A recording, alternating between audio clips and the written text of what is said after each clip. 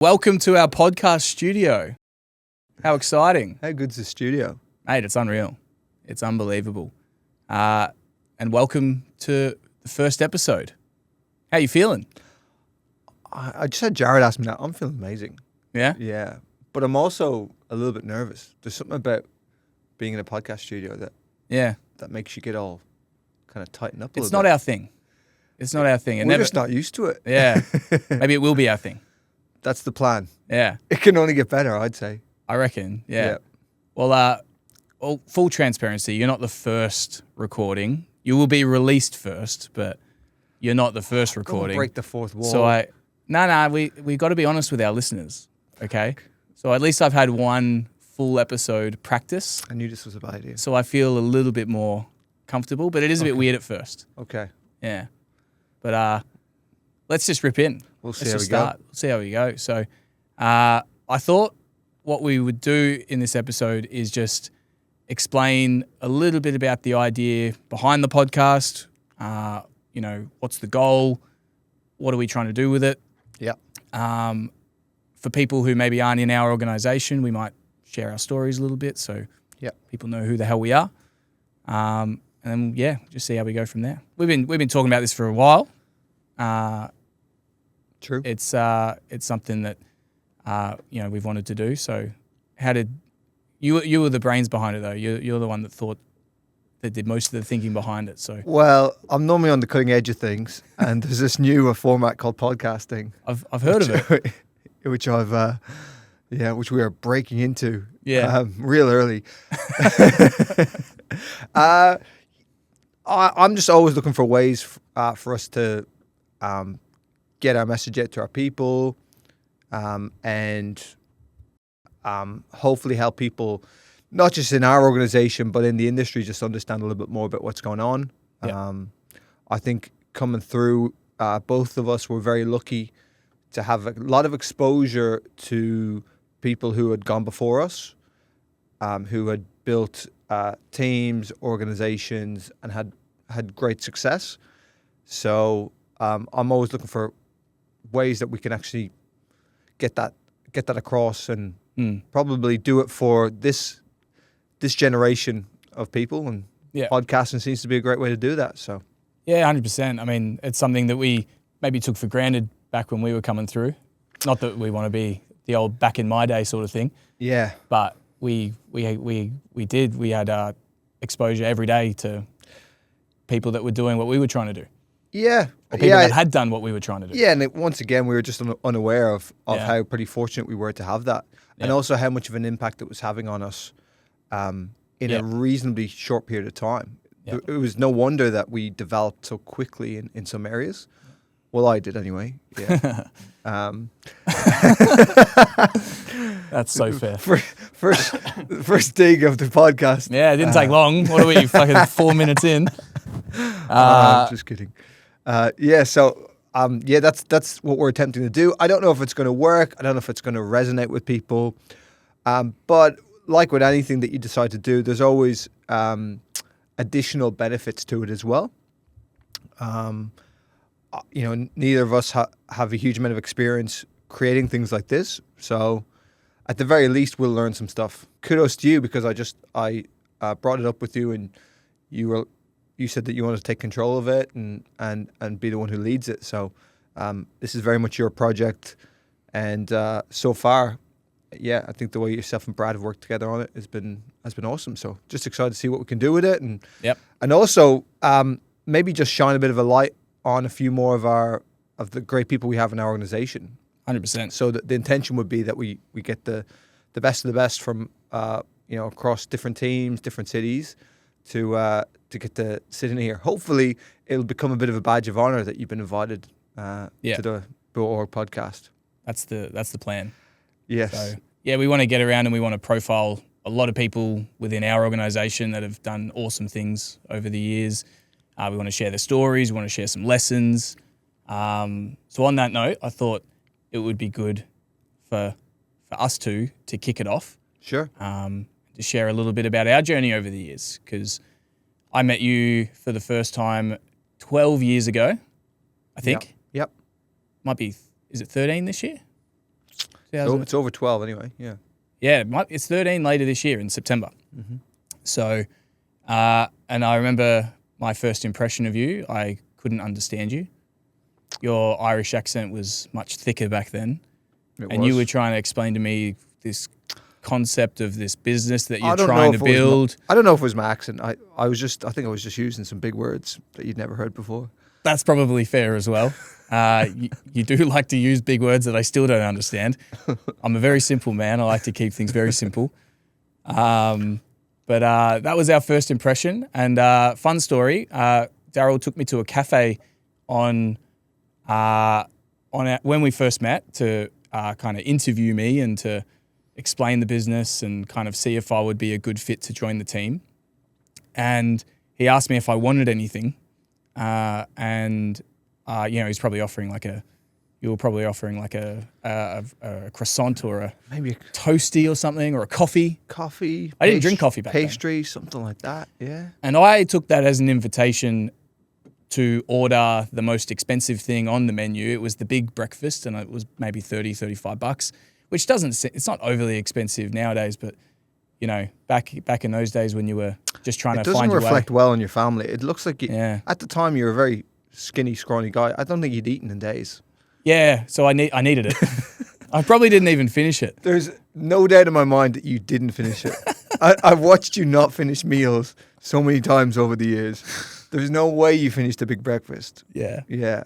But there's no chance. But thanks for allowing me to buy you a big breakfast. You're welcome. At a time when I probably didn't have a lot of money. Some might say it's the best investment you ever made.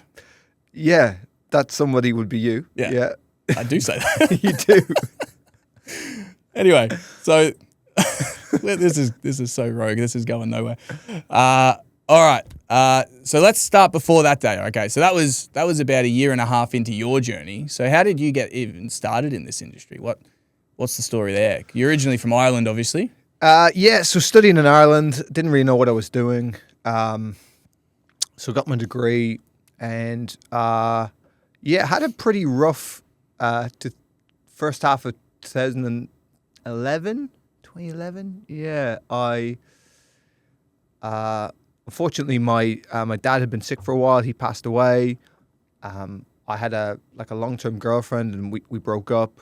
So it was I don't know if we're swearing on this podcast, but it was a pretty shit first 3 to 6 months of 2011. Yep. So really at that point it was probably time to go do something, go travel. A few of my friends were ready to travel. We ended up in Melbourne eventually at the end of that year.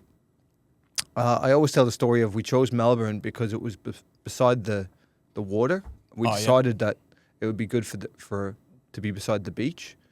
That was how much research we had done in Australia. Yep. So we didn't pick Brisbane, which we were going to go to, because it wasn't on the coast.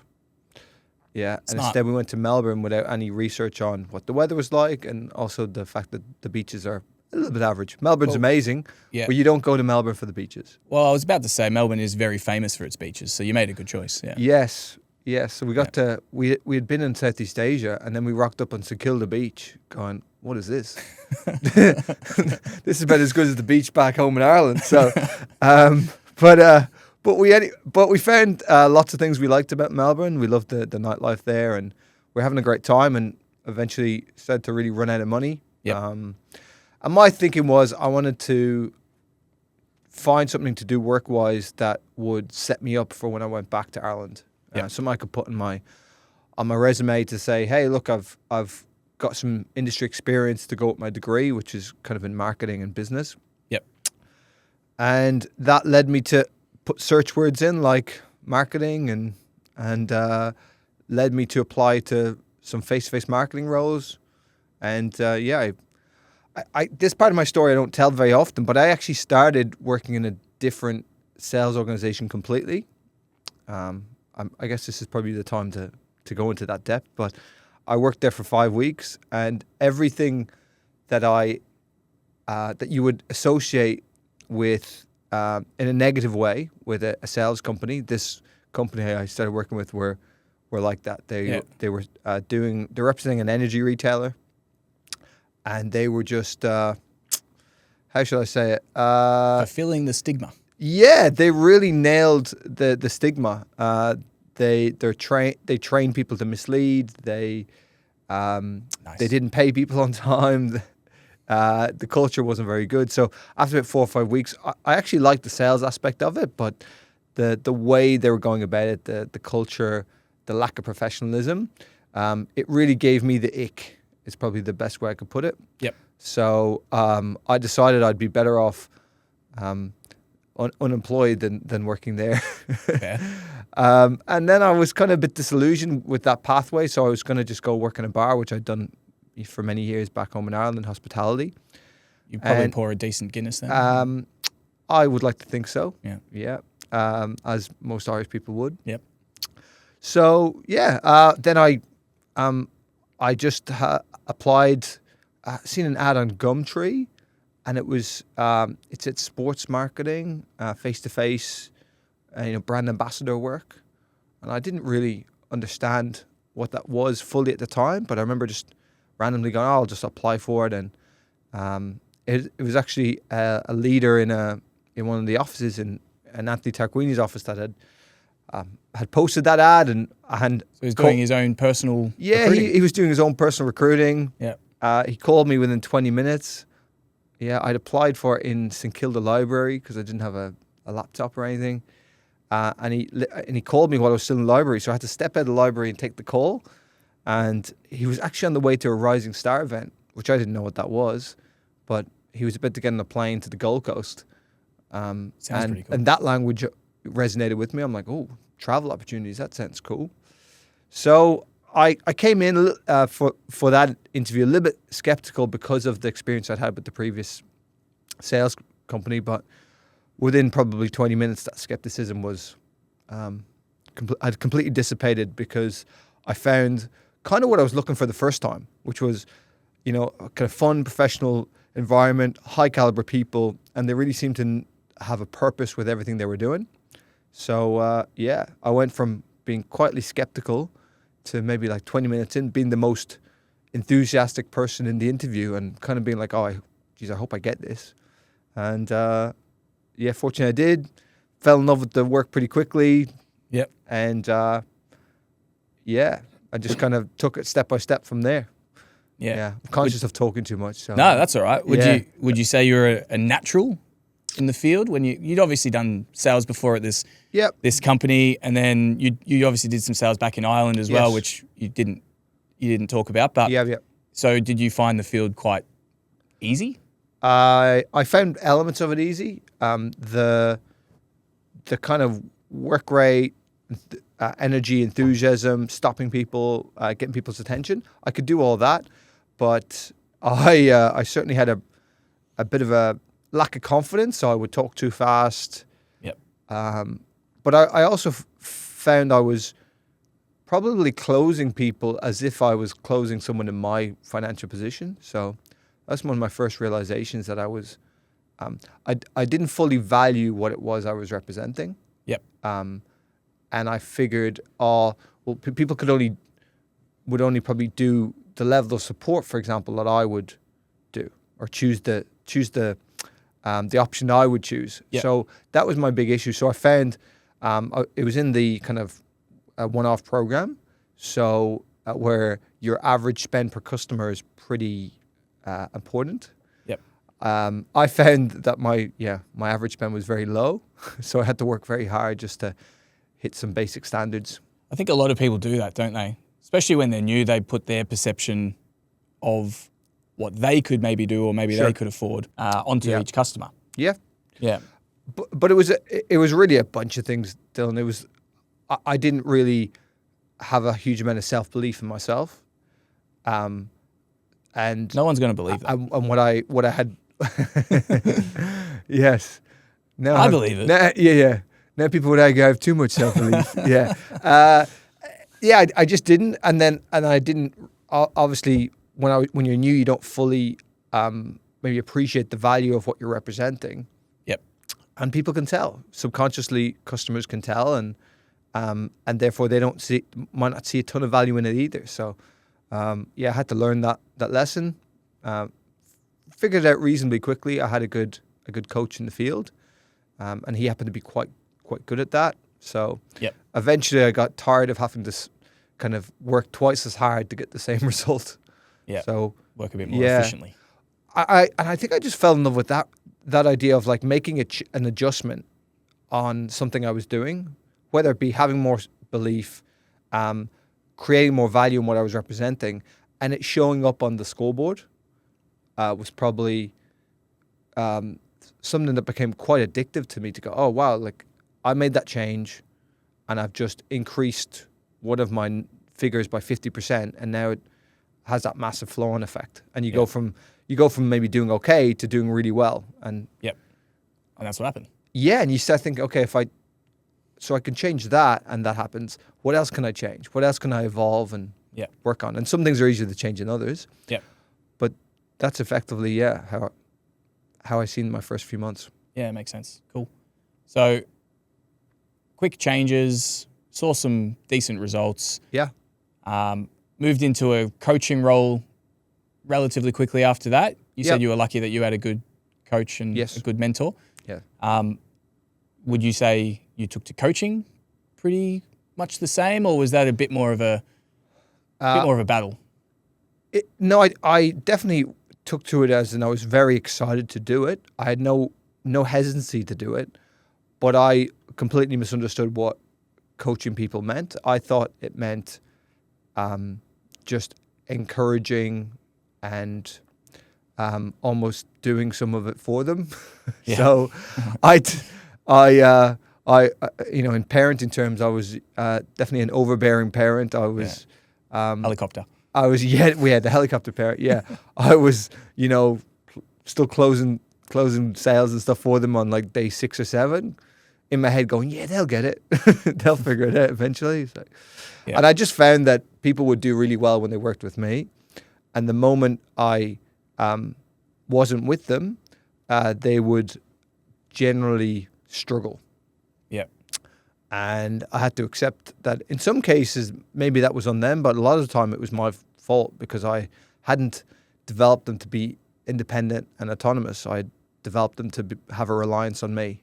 Yeah. So that took a number of months, maybe 6 months, to really figure that out.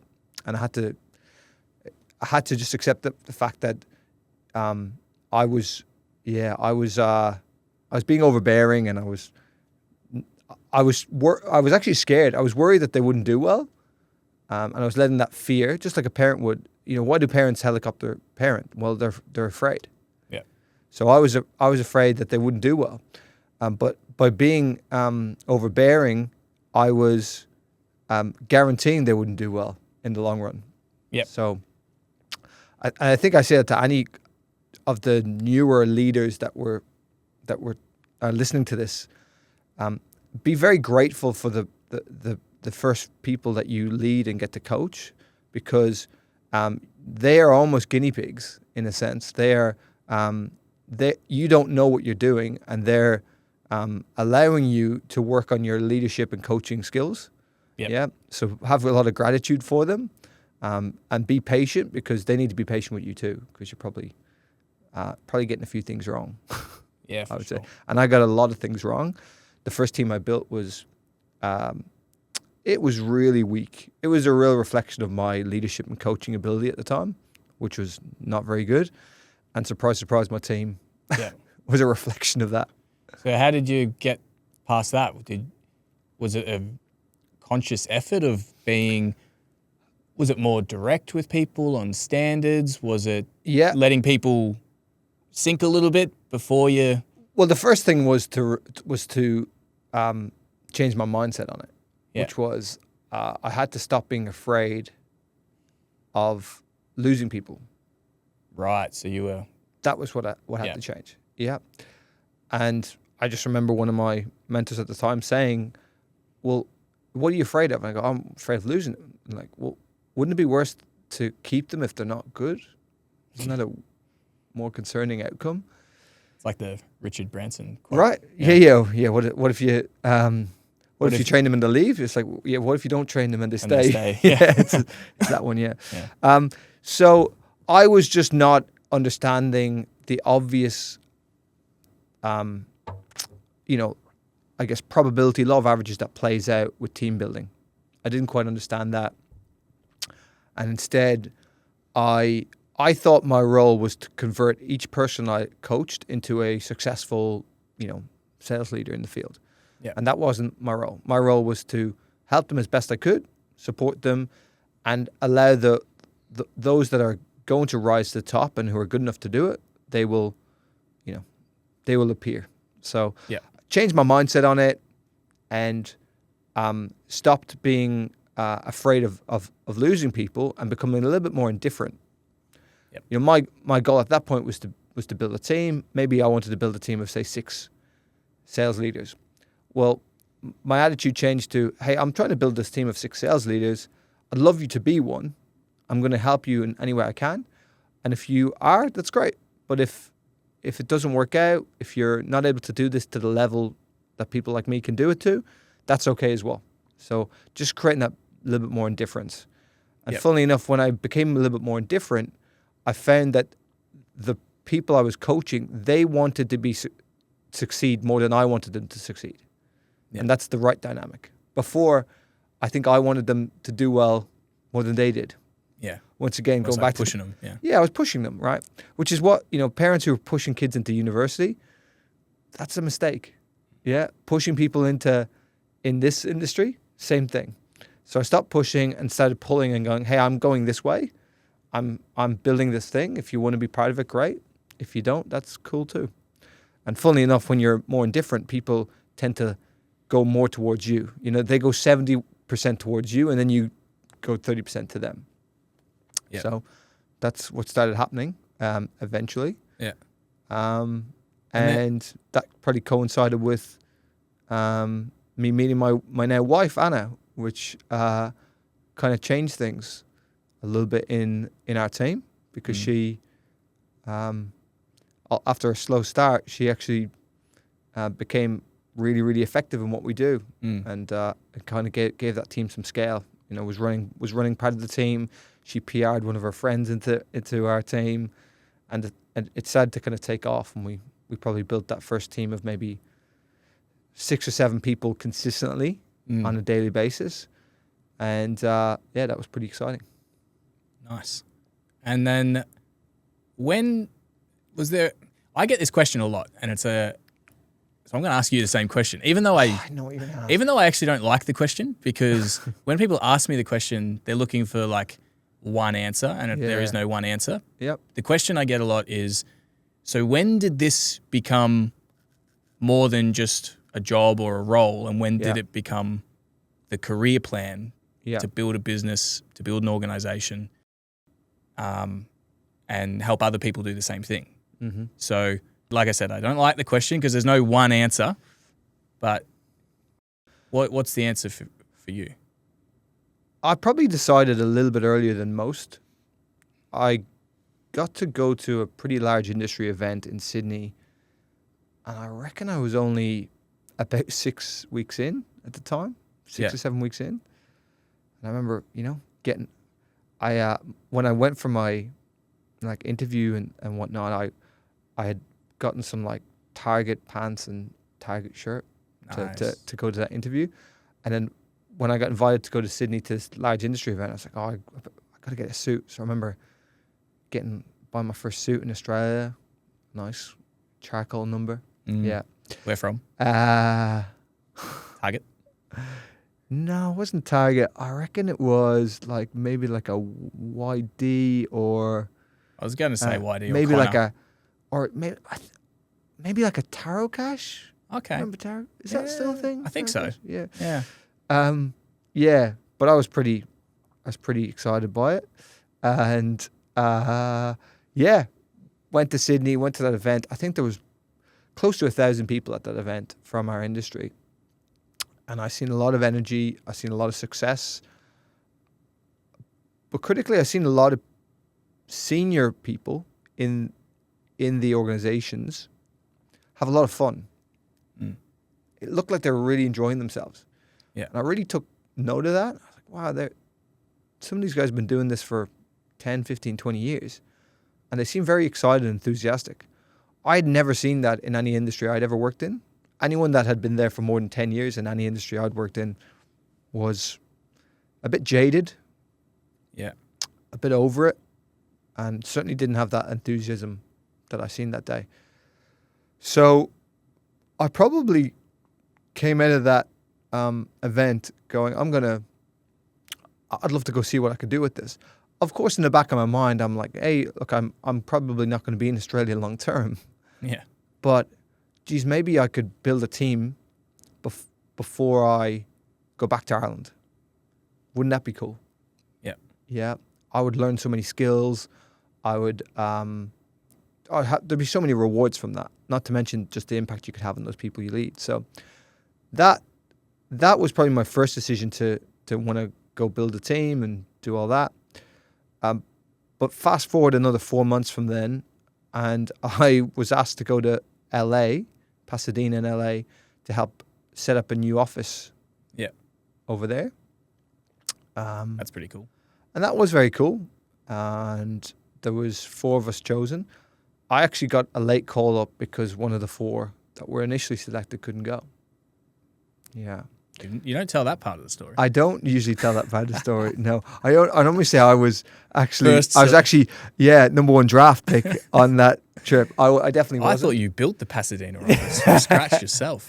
Yeah, it was my expansion. Yeah. Yeah. Because the guys who'd been selected to go over had been probably had a couple of years of experience, whereas I had only been doing this maybe 4 or 5 months at the time. Yeah, right. Maybe 6 months. Yeah. I mean, it must have been a pretty good 5 months if you even being a late call up. Well, you know what's funny? You put yourself in a position. I didn't build anything, except for my reputation. In those first 6 months, I couldn't quite get my team rocking and rolling, but the way I was going about it was noticed. Yeah. I was putting a lot of thought and care into my team. I was building certain systems to track the numbers of the team and really, really kind of behave. The way it was explained to me was like, you're behaving like an owner, even though you don't have a team. Yeah. So we'd like you to help us with this Pasadena thing. Yeah. So I was pleasantly surprised by that conversation. I kind of thought Anthony was joking when he initially said it to me. Yeah. But I think getting to see the type of international expansion that's possible in this industry really got me thinking big. I also got to hang out with Regan and Damien, who were effectively the MDs who were setting up in the US at the time, and I got a little insight into their lifestyle, their mindset, why they did what they did. So I think that those 6 weeks with them filled in some gaps for me in understanding why someone would pursue this long term. And I probably asked them a lot of questions, to be fair. So the crux of it was, by the end of that trip, I had decided that I would be doing this long term, and I'd be going and building not just maybe a marketing company, but actually that I felt like I could probably build an organization. Yeah. Even though there was no evidence to suggest that, really, at the time. Well, I probably had like one person on my team. Yeah. Yeah.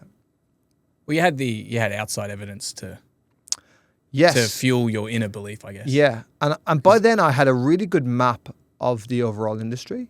Yeah. And I would probably encourage some of the less experienced people who are listening to this call, if you're serious about this industry, you need to create that map for yourself. And the only way to do that is by going and talking to people and understanding the different organizations, and how big this is, I suppose. And also its history, like how it formed, how it came to be. So I was fascinated by that. I loved listening to different stories, and it gave me a real clear idea of, okay, this is what it was, this is how it's evolved. And if you understand where something's coming from and how it started and how it's grown, you can then get a good clear picture of, okay, I can kind of predict where this is going to go to a degree. Yeah. And And I came to the conclusion that this was going to be a huge industry with or without me. I might as well be a part of it. Be part of it, yeah. Yeah. And that I asked myself the question of like, what if it went well? What if I did build a large team? What would that look like? And yeah. But that question there that you just said, that's kind of us stumbling on your weird superpower, which is your weird optimism. Yes. You are a serial optimist. I am. We are very different in that way. I mean, I'm not saying I'm a pessimist, but when you met me, I was a pessimist. Absolutely. Yeah. But most people, if they're exposed to what you have been, they still would say to themselves, yeah, I like it. It's possible. I see it. But what if I can't do it? And what if it doesn't work out? Yeah. Yep. Well, so what advice would you have for those people? That advice is simple. Tim Ferriss has a great concept. He has a TED Talk on it called fear setting, which is really helpful for those who have an overactive amygdala and who always see what's wrong. And generally speaking, human beings are programmed to look for what's wrong. That's a survival instinct. Yeah. Or to look for what could go wrong, for self-preservation purposes. I would say that you need to do that exercise. Okay, what would it look like if it went wrong? What's the worst case scenario? What are you afraid of? And actually write it down. And if I was to do that at that time, I kind of did this, but I did it really more in my head. Because for me, it's easy, because I'm as you say, a delusional optimist. So, but if you were to break down why I came to that conclusion, I said to myself, okay, what if this doesn't work? Well, if it doesn't work, I will have just probably failed to build the size of team that I wanted to. I will realize that I'm probably not the leader that I was hoping I would be. I would have made some good money from all the work that I'd been doing. I would have had a chance to travel to lots of different places. I would have had tons of training and development. My resume would be far more robust than it was starting out. I would have built a bunch of different relationships with great people across the network. And I'd also even have developed my character, my resilience, my empathy, my patience, all those things. Yeah. And I list out all these things and I go, right, that's the worst case scenario. Right? And then I asked that first question I asked, which is, but what if it does work? Yeah. What if I do build it? What does that look like? And you can map that out, and we won't do that right now, but it looks pretty exciting. And then I just asked myself, well, would I be willing to risk the worst case scenario for the chance to have the best case scenario? And for me, it becomes a no-brainer. Well, yeah, when the worst case scenario looks like that, it's pretty much a no-brainer, isn't it? Right. But it's interesting, though, because what you've actually did there and what you've taught lots of people to do is actually answer the question. Because what a lot of people do, myself included, is what if it doesn't work out? Yeah. But they actually don't go and answer it. Correct. They just think, end of the world, it's not going to work out. Yeah. Do you know what I mean? Yeah, in their mind, it's a complete catastrophe. Or they answer it the complete other way. Yeah. But it's, catastrophizing. It's not actually real. Yeah. Yeah. Which, of course, our parts of our mind and brain can't really decipher between a real threat and a fake one. That's why if you go to see a horror movie, for most of us, we will actually be sitting in an air-conditioned cinema and be terrified. Yeah.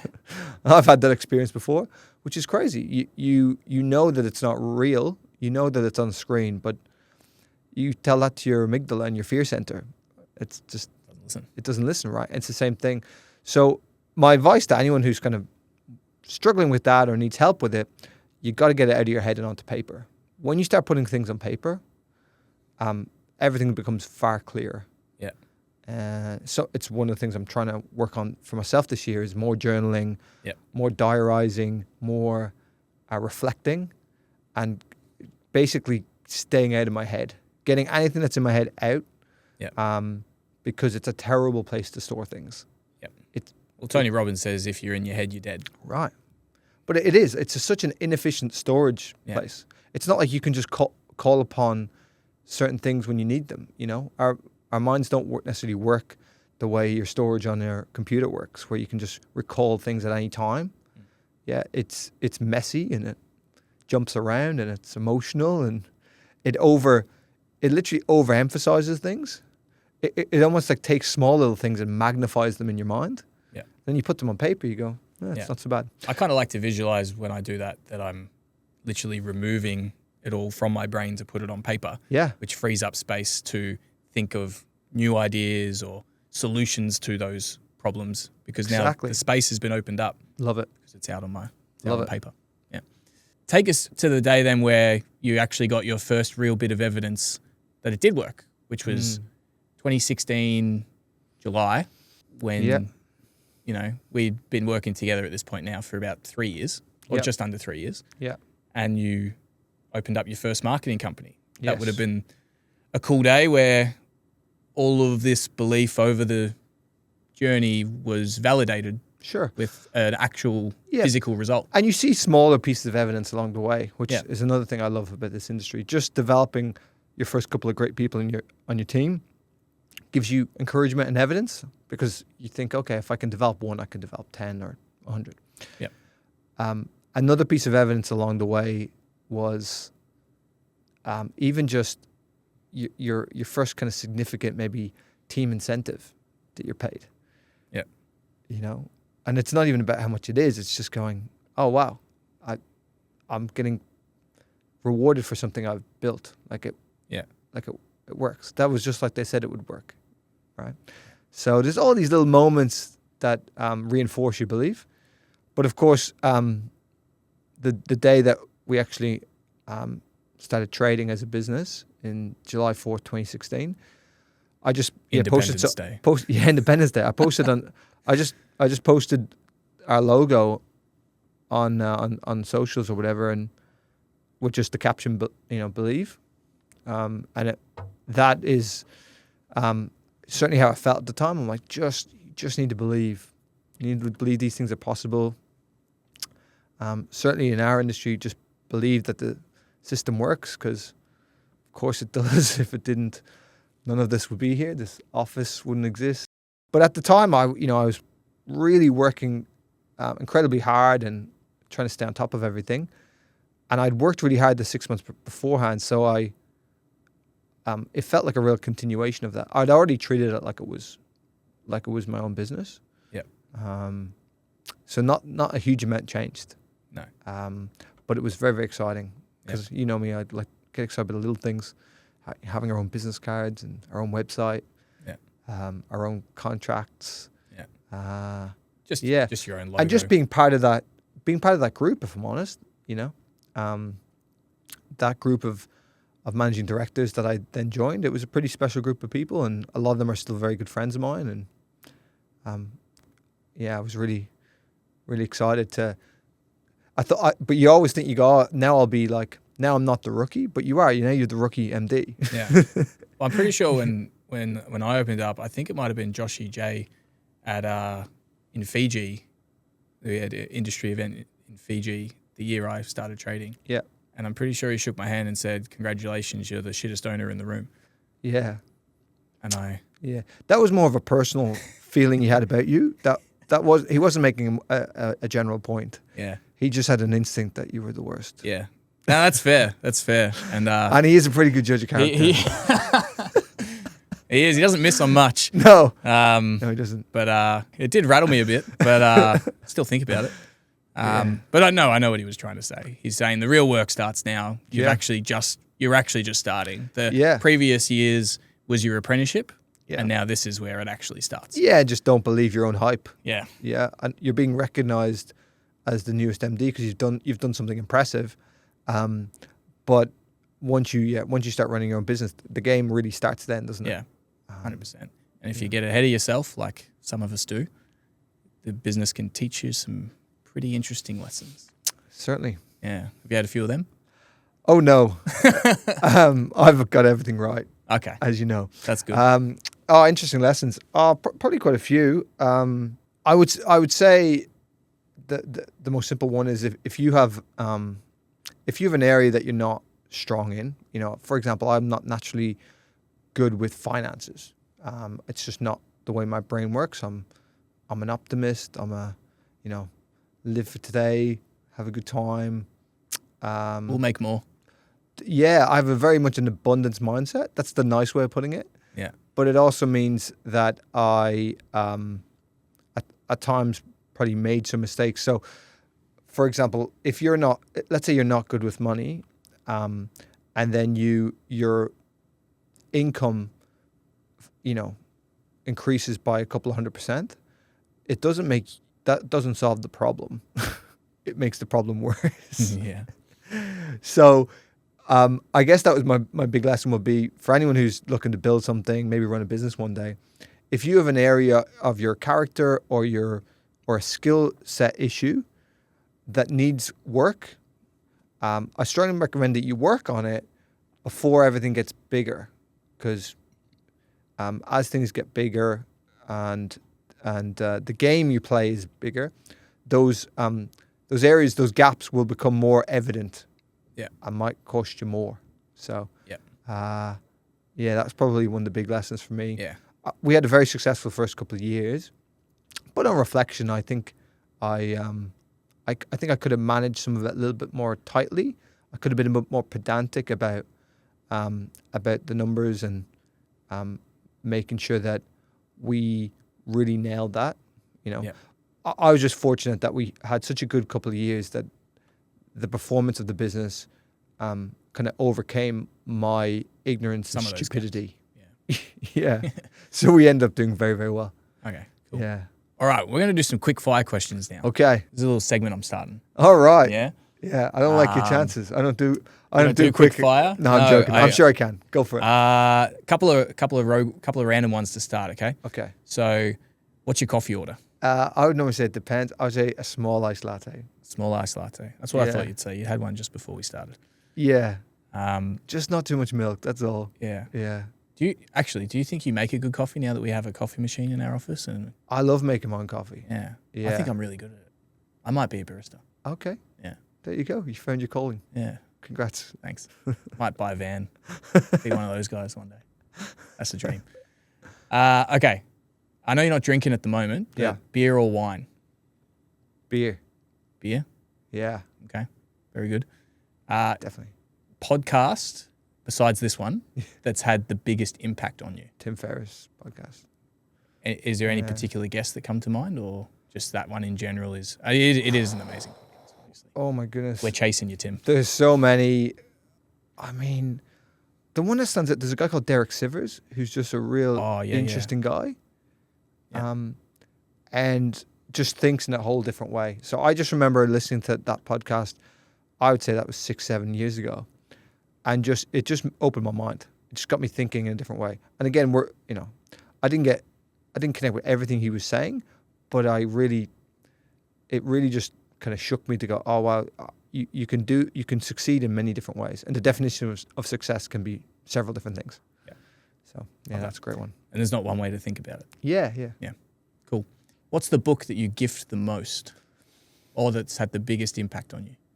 I don't know if it's the one I've gifted the most, but I really have encouraged anyone who's trying to build a team or run a team to read Patrick Lencioni's book, which is The 5 Dysfunctions of a Team.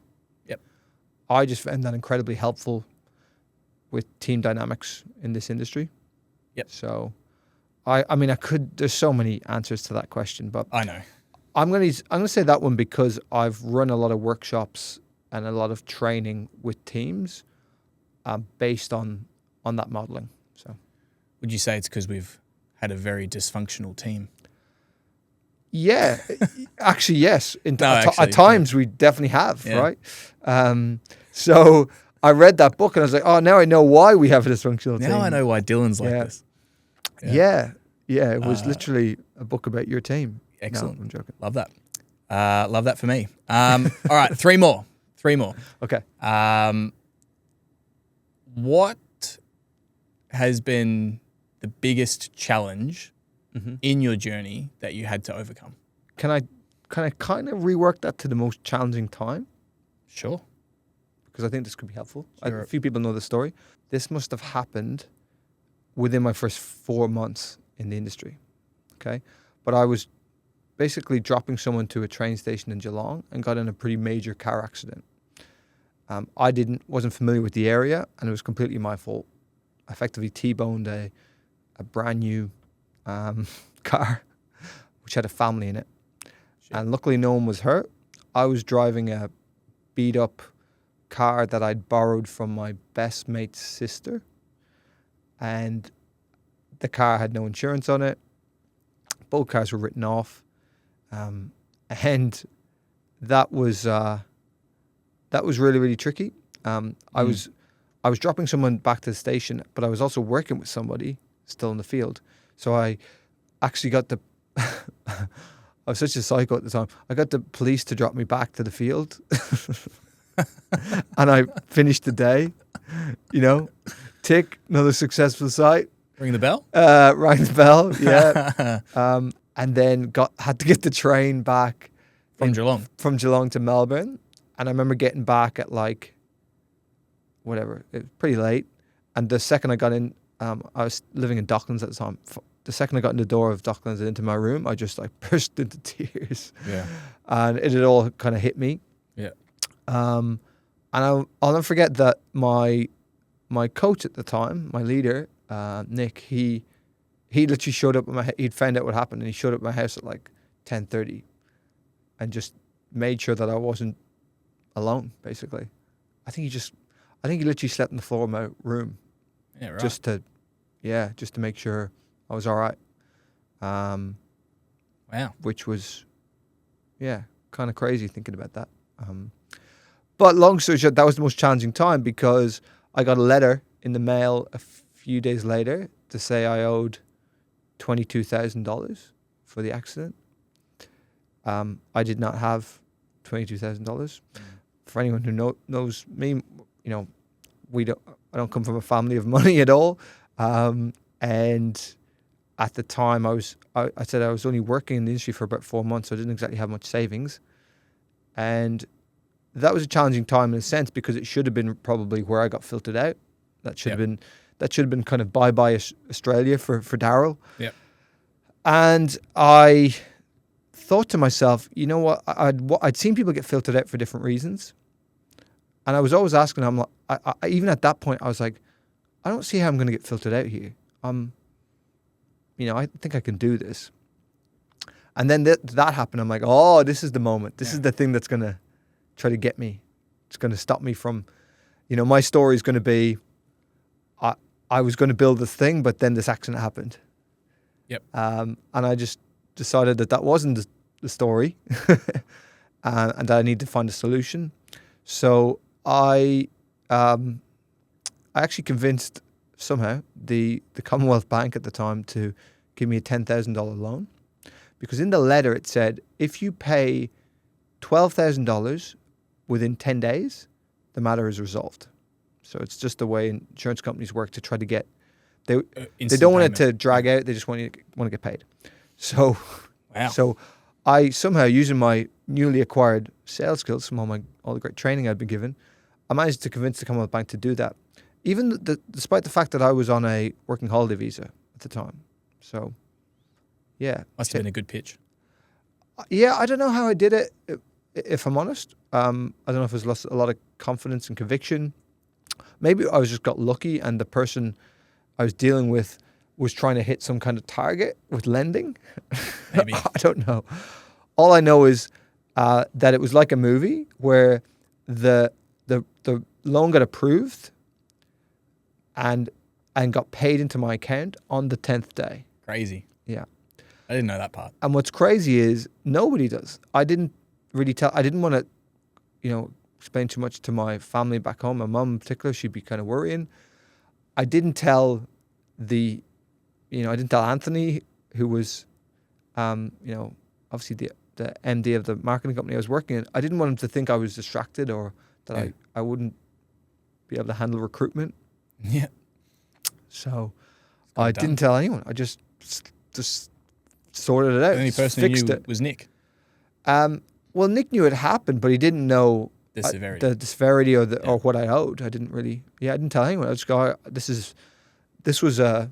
I'm not saying this is always the right approach, but my attitude was, this is my issue. This is my mistake. I'm just going to fix it. I'm going to find a way to fix it, and it's not going to derail what I'm going to do. And I also said, this is how you talked about me being optimistic.